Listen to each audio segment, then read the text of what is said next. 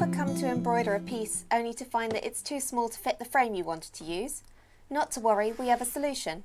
Grab yourself some sturdy woven non-stretch fabric, like a calico or cotton, and cut yourself 4 strips that are all 10 centimeters longer than the widest point of your embroidery frame. They each need to be wide enough to generously make up the missing fabric. For example, my fabric is 3 centimeters short of the frame on each side, so my strips are 7 centimeters wide. Take your embroidery fabric and turn it over.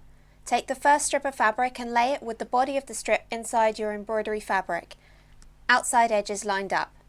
Pin this into place. Set up your sewing machine to a long running stitch, approximately 4 millimeters, and sew along the edge joining the embroidery fabric to the strip. Fold your first strip out, then pin the next strip with the main body in, lining up the edges, and sew that onto the embroidery fabric too.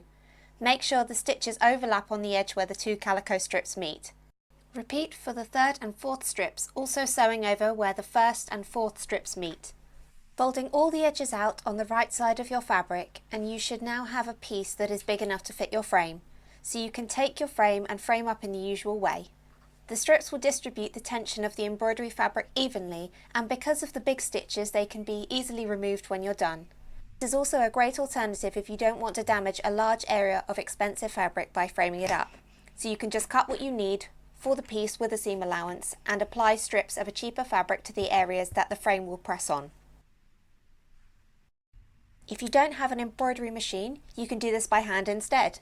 Use 2 strands, 1 strand of a double length folded over at the needle, with a knot in the end, and attach the strips in the same order as you would for machine using a running stitch.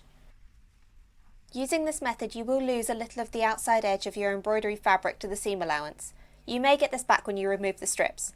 However, be prepared to lose that area, as it will depend on your fabric whether there are some small holes from stretching the stitching in the frame, though likely to be less than a solid ring mark round the edge. We hope this tip has been useful for you, and if you enjoyed it, consider giving it a like. To hear more tips from us like this when we release them, subscribe to the London Embroidery School YouTube channel.